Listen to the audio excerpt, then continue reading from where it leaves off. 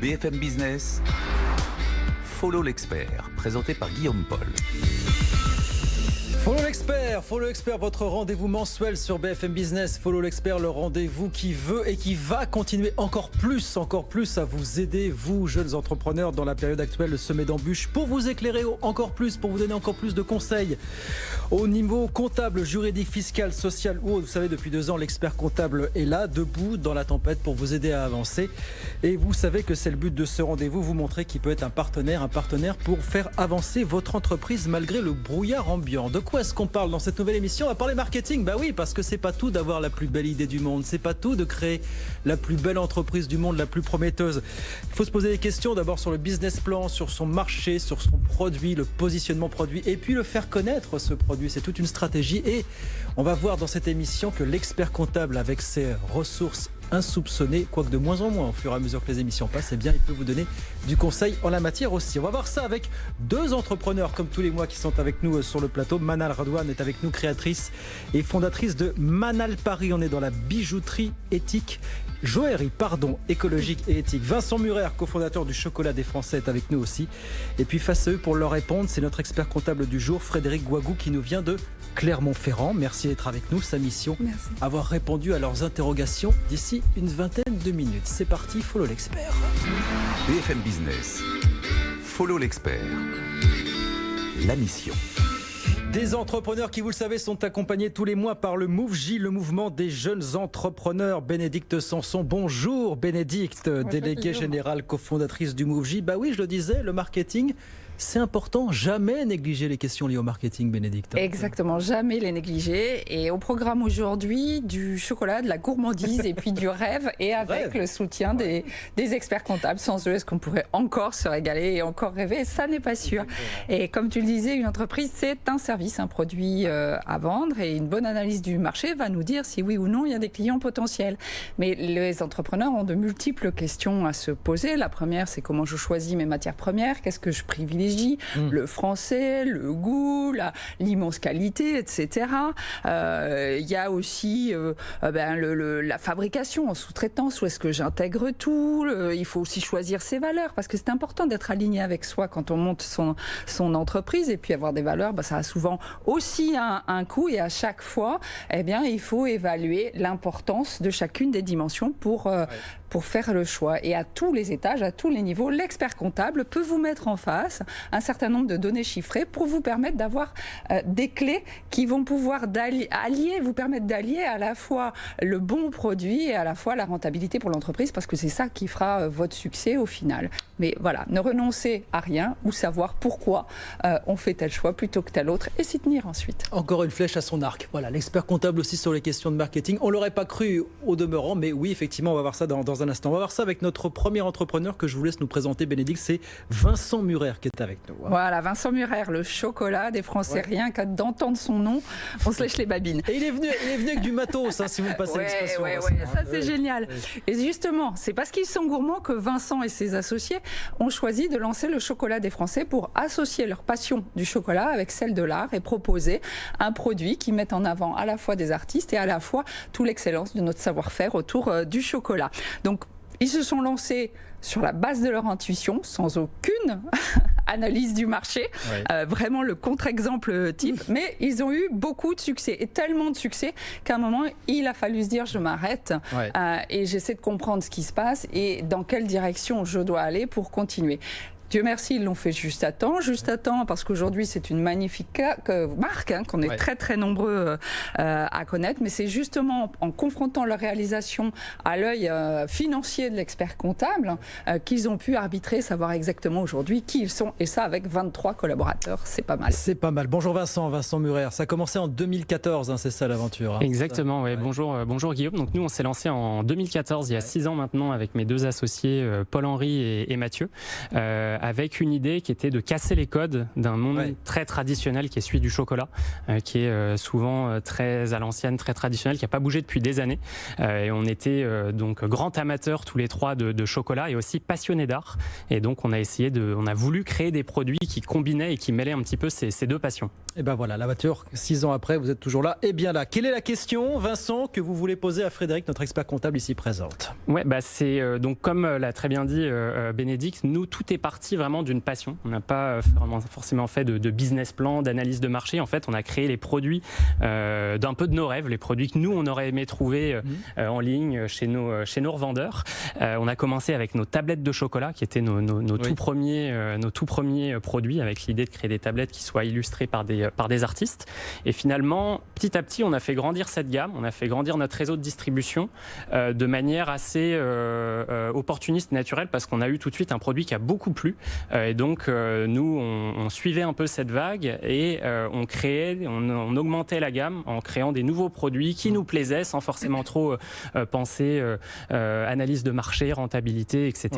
Ouais. Et une des questions que j'aurais aimé poser à Frédéric, c'est comment l'expert comptable justement aurait pu nous aider à ce moment-là de notre entreprise où on faisait énormément de choses et tout était un peu guidé par l'intuition, par la passion, pour prioriser notre stratégie en termes de marketing développement, en termes de sortie de produits, puisque aujourd'hui c'est des questions qu'on se pose beaucoup. Alors prioriser les développements, Frédéric Guagou, expert comptable avec nous, qu'est-ce qu'on répond à Vincent? Alors, je répondrai. Alors, déjà, je vais peut-être faire une petite rétrospective un petit peu par rapport à ma fonction et mon positionnement. Vous l'avez dit, l'expert comptable n'est pas forcément identifié comme un marketeur. Oui, c'est évident.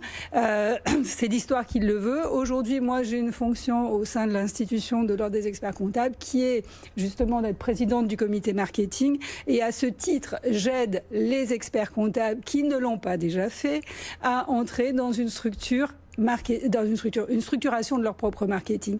Et en fait, aujourd'hui, l'expert comptable, c'est une entreprise comme la vôtre, comme toutes les entreprises. Donc, il a besoin, à l'heure où la digitalisation, et ce qu'on voit d'ailleurs avec ce qui se passe aujourd'hui avec le Covid encore plus, il a besoin d'entrer dans une démarche structurante.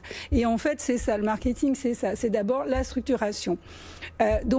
Moi, j'aide les experts comptables à se structurer et eux-mêmes doivent aider et aident. Et ceux qui sont déjà entrés dans une démarche telle que celle-là ont la capacité effectivement d'accompagner les chefs d'entreprise dans une structuration. Ça, c'est fondamental. Alors, ce qui est assez anachronique, c'est que notre ami Vincent, il a démarré différemment. Effectivement, il n'avait pas structuré, c'est ce que vous disiez tout à l'heure, mais il y a eu un retour en arrière et il avait cette capacité. Cette opportunité, c'est qu'ils étaient 3 associés. Et un des rôles de l'expert comptable pour le chef d'entreprise qui est isolé va être d'avoir aussi ce rôle, c'est de challenger, c'est de poser des questions, c'est de vous obliger à réfléchir sur votre positionnement. C'est-à-dire quelle question sur quoi vous l'interrogez, vous le challengez concrètement? C'est par rapport au produit. Le produit d'aujourd'hui, il veut présenter un produit. Déjà, est-ce qu'il a réfléchi au marché? Est-ce que ce produit-là va intéresser le marché? Ça, c'est la première chose. Donc, ensuite, quel va être le vrai prix? Quel est le bon prix pour vendre son produit? C'est important de savoir si ce produit-là, il va être accepté par le marché, et donc il va bien falloir le comparer à des coûts de production. Il faut bien qu'il y ait une adéquation, un équilibre qui se fasse, et donc toute la connaissance, toute l'expertise de l'expert comptable par rapport à ces calculs de prix vont lui permettre déjà, dans un premier temps, de vérifier qu'on a bien une adéquation sur le coût du produit et le prix de vente potentiel par rapport aux apports du client. C'est des questions que vous n'êtes pas posées au début, vous êtes parti avec un certain enthousiasme, Vincent, vous diriez ça, vous, aujourd'hui? Oui, en fait, nous, on est vraiment parti par passion. C'est-à-dire que les produits qu'on crée, c'est ceux qu'on voulait nous développer, qui nous amusaient, qu'on avait envie de découvrir. Et c'est vrai qu'on a fait un peu ce travail-là, comme le disait Frédéric, à rebours, quoi. C'est-à-dire qu'une fois qu'on a eu une gamme de produits suffisamment large, On a fait vraiment ces analyses en essayant de regarder quels étaient les produits sur lesquels on avait le plus de rentabilité, ceux sur lesquels on avait le plus de croissance, etc., pour essayer d'analyser un petit peu nos 80-20 et du coup orienter un peu notre stratégie de manière, en y incluant cet aspect analytique qui manquait complètement au départ, puisqu'on était vraiment focus sur le produit, sur la distribution, et encore une fois, très loin de ces analyses chiffrées, quoi. Donc à la question de Vincent qui est: qu'est-ce que vous auriez pu m'apporter pour prioriser mes développements? Voilà ce que vous répondez. C'est là-dessus, sur toutes ces questions, que vous l'auriez challenge. C'est presque réducteur comme réponse, parce qu'il y a tout le panel. Déjà, on commence par la stratégie. C'est quand je vais vous demander où est-ce que vous voulez aller, qu'est-ce que vous voulez faire, il va bien falloir que derrière qu'on essaie de modéliser tout ça pour voir un petit peu, en fonction des durées de vie de produits, enfin de conception, etc., comment on va dans le temps arriver à développer ce chiffre d'affaires, quels vont être les moyens, est-ce qu'on a une adéquation. Ça relève un petit peu de l'émission que vous aviez faite le mois dernier sur la stratégie. Le marketing, c'est une partie de la stratégie. Il faut bien savoir où vous voulez aller, le modéliser. Et là, l'expert comptable, il a toutes les potentialités pour vous aider à construire, que ce soit avec les études de marché, mais il va vous accompagner dans cette structuration-là qui est importante. Et par rapport, effectivement, au développement des produits, c'est comment je vais trouver quel est le produit phare, la vache à lait entre guillemets, puisque c'est un terme marketing qui est assez utilisé, le produit qui représente 80% de mon chiffre d'affaires. Celui qu'il faut, puisque la question de Vincent était de dire j'avais plein de produits quelque part, lesquels je mettais en avant en premier. Il faut bien qu'on trouve celui qui va développer le maximum, parce que cette règle des 80-20, elle est très vraie.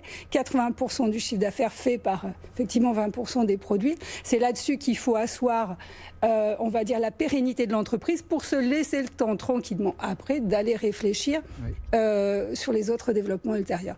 Donc c'est vrai que tout ça, ça se structure de façon claire, précise et surtout ponctuée dans le temps, avec des clauses de révision pour vérifier qu'effectivement derrière on va pouvoir valider ces hypothèses. Vous les avez identifiés, vos blockbusters maintenant aujourd'hui, clairement, avec le temps, vos produits phares, Vincent? Oui, on essaye en tout cas de plus en plus de regarder ça, parce que c'est toujours bon, on travaille dans le chocolat, donc c'est un produit qu'on adore, donc on est toujours un peu tiraillé de se dire bon, tel produit financièrement, mais bon, on a tellement envie de le sortir parce que il est exceptionnel, etc. Donc on a toujours un peu cette difficulté-là de sortir de l'émotionnel pour être vraiment juste dans l'analyse et dans le côté... Faire des passés de fougue, quoi qu'il en soit. Voilà. Mais c'est vrai qu'on a réussi aujourd'hui à savoir en tout cas quels étaient un peu nos best-sellers et l'idée c'est d'essayer de développer petit à petit cette gamme. Donc on sait ce que le client valorise, ce qu'il va chercher, on sait ce qu'il aime dans nos produits et donc du coup ça va nous permettre de dérouler un petit peu ce best-seller pour faire plein de petits bébés produits déclinés de ce best-seller là et tirer la stratégie produit. Eh ben, on vous le souhaite. Juste une question avant de passer à la deuxième mission, Frédéric Guagou. Où est-ce que votre rôle de conseiller et d'accompagnement s'arrête et où commence celui d'un spécialiste marketing à part entière? Alors, c'est une bonne question, puisqu'effectivement, on n'est pas des pros de tout le marketing, en fait. Voilà. Nous, notre rôle, c'est vraiment d'accompagner dans la structuration de la démarche, que ce soit sur la partie stratégique, que ce soit après dans le produit, la définition du produit, mais après, quand on va entrer dans les problématiques de packaging, de design, etc., il y a besoin de vrais spécialistes. Et puis, il y a les circuits de distribution. Est-ce qu'on prend un site internet ou pas? Nous, notre rôle, ça va être de valoriser et de vérifier si effectivement l'utilisation de ces circuits de distribution sont en adéquation avec la capacité, avec les hypothèses de vente. Notre rôle, il est vraiment là-dedans pour arriver à permettre aux chefs d'entreprise de prendre ces bonnes décisions et d'aller vers les professionnels. Dans le marketing, il y a la troisième partie qui est toute la partie commercialisation, communication. Nous ne sommes pas des communicants. Évidemment. Voilà. On ne sait que orienter. Chacun son métier, on est bien d'accord. On va apporter déjà des réponses. Voilà, convaincu, l'expert comptable aurait pu vous apporter. Peut-être vous apportera encore des conseils. Vous avez recours au service d'un expert comptable aujourd'hui sur ces questions ou pas, Vincent? Oui, tout à fait. Alors, on est accompagné évidemment par un cabinet d'experts comptables qu'on sollicite de plus en plus justement pour ces parties analyse et un peu prise de recul chiffrée. mission réussie, on peut le dire. Donc voilà, parfait. Merci beaucoup. Merci Vincent. Mission numéro 2, Follow l'expert continue sur BFM Business. BFM Business, Follow l'expert. La mission. Bénédicte, on vous retrouve pour nous présenter notre deuxième entrepreneur, c'est Manal Radouane qui est avec nous. Et oui, pour présenter Manal, je vais vous poser une question. Quel rapport entre le nucléaire et la joaillerie écologique ? Eh bien, ça coule pas de source. Hein. Ça ne coule pas de source. Ce sont des compétences de gestion de projet. C'est ce qu'a su voir Manal, qui, après quelques années de salariat dans le nucléaire, a choisi d'aller vers un métier plus passion, qui est effectivement pour elle le bijou. Et elle y a ajouté des valeurs très fortes, l'écologie, l'éthique, le savoir-faire français. Donc elle s'est appuyée sur son expérience de gestionnaire de projet pour lancer cette entreprise. Mais parfois, l'équation est quand même un petit peu difficile à tenir quand on se lance sur un marché qui est aussi concurrentiel. Ça l'est un petit peu moins côté nucléaire. Et se faire un nom, proposer un produit de luxe sur mesure tout en portant l'ambition de se faire connaître au plus grand nombre, c'est parfois la quadrature du cercle. Alors, comment arbitrer? Comment ne pas céder aux sirènes du prestige de certains distributeurs en renonçant à une rentabilité obligatoire? Ça, ce sont des vraies questions que beaucoup d'entrepreneurs, on en a déjà parlé, rencontrent, mais c'est particulièrement peut-être le cas de Manal. Et elle et son associé doivent répondre de façon positive économiquement pour l'entreprise pour pouvoir continuer à développer ce qu'ils ont déjà lancé avec succès avec leur atelier de 5 personnes qui fabriquent pour eux.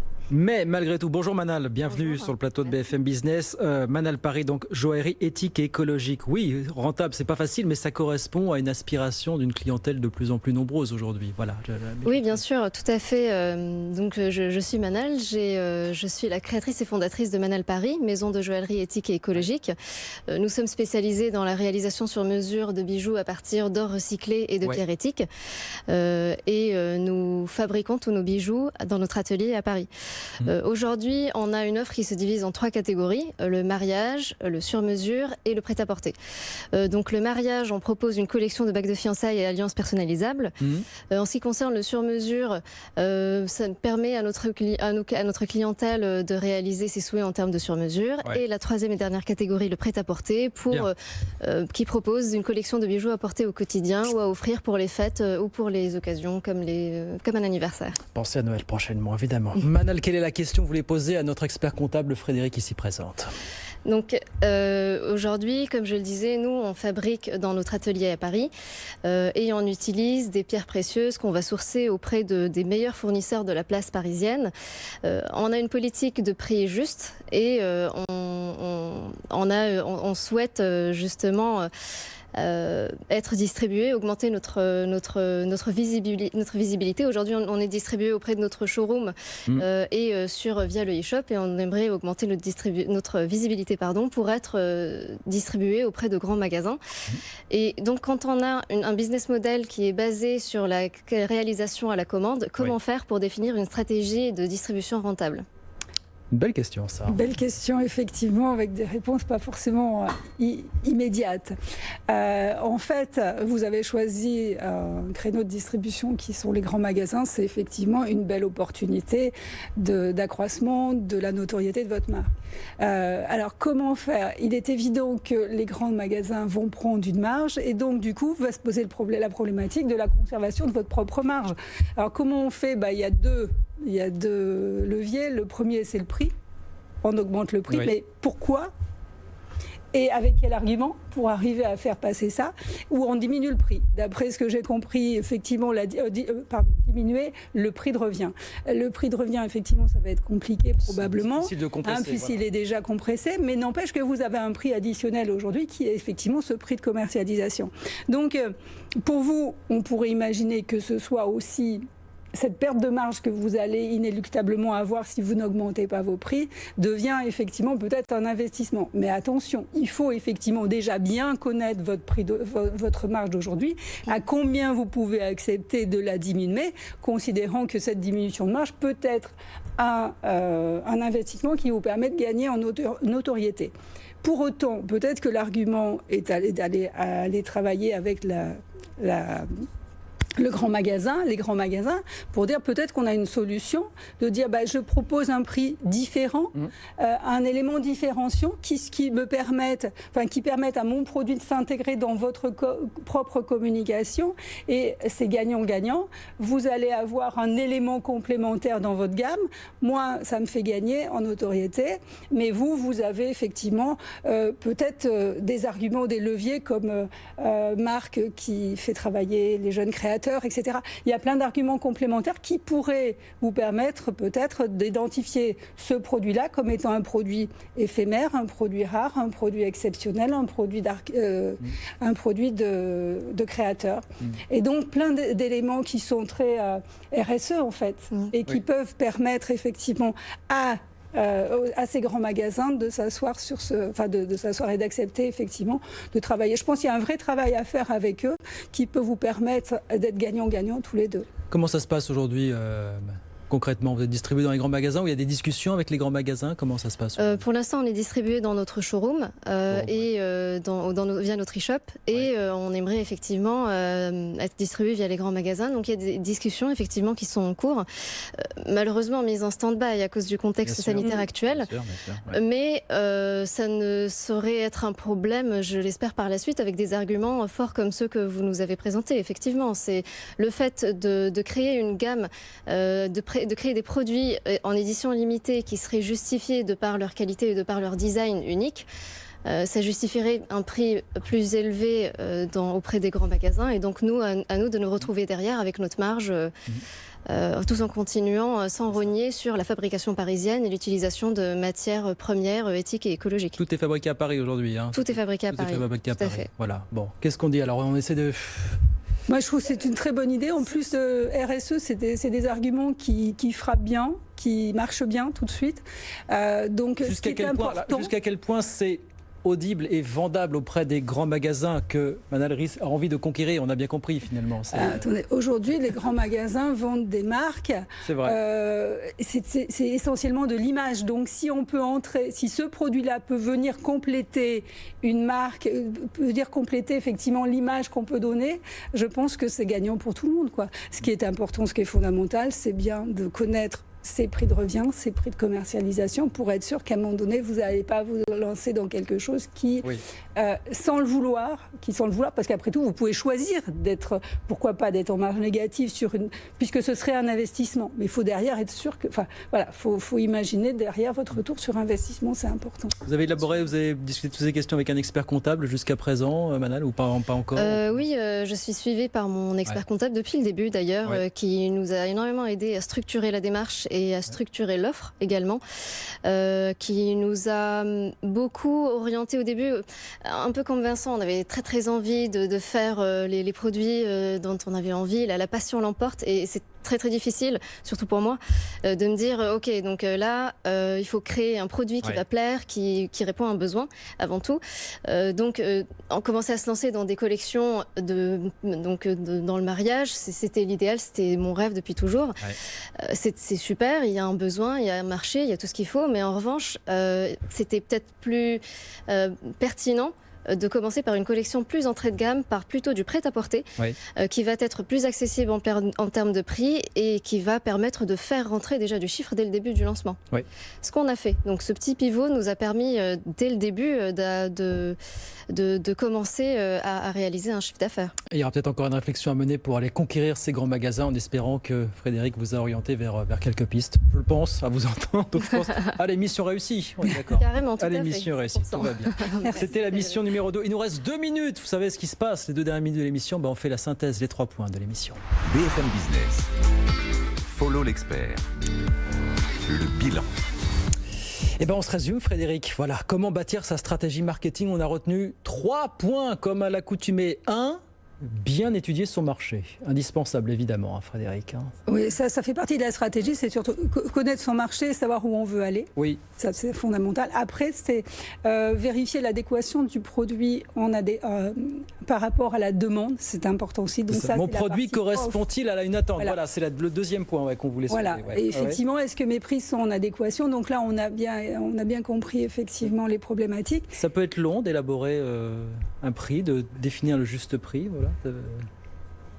Tout dépend. Non, pas forcément. Enfin, je pense que ce qui est long, c'est bien construire l'ensemble de la démarche. Parce que faut laisser parler la passion, mais pas trop. Quoi. Voilà, c'est intéressant parce que vous voyez que là, ici, vous avez un expert comptable qui a ramené Manal dans le cadre en disant attention, quelle est ma vache à lait, quel est le produit qui phare. Et c'est vrai qu'une entreprise qui a déjà un peu d'ancienneté va plus facilement connaître ce produit-là, se concentrer dessus pour bien assurer sa pérennité sur la base de ce produit et derrière va pouvoir prendre le temps de développer autre chose.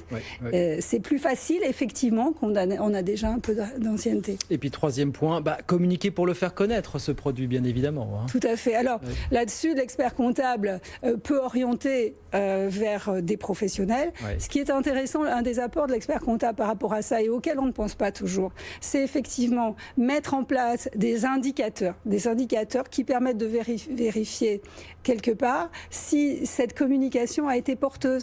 Un retour sur investissement, le fameux ROI dont on parle en matière de marketing, c'est important. Et là, il y a tout un aspect que l'expert comptable peut apporter. L'idée, c'est vraiment de tout structurer. Et voilà, n'oubliez pas le marketing. Voilà, c'était le message de cette émission. Merci à tous les quatre d'être venus aujourd'hui sur le plateau de Follow l'Expert. Nos entrepreneurs, Manal Radouane, créatrice et fondatrice de Manal Paris, Vincent Murer, cofondateur du chocolat des Français, Bénédicte Sanson, bien sûr, délégué général du MoveJ qu'on retrouve très prochainement, et puis notre expert comptable du jour, Frédéric Guagou, expert comptable du côté de Clermont-Ferrand. Merci beaucoup. Allier, Puy-de-Dôme. Et voilà. La boucle est bouclée. Merci beaucoup à tous les quatre d'être venus. À très vite. On se retrouve le mois prochain pour de nouvelles aventures. À très vite.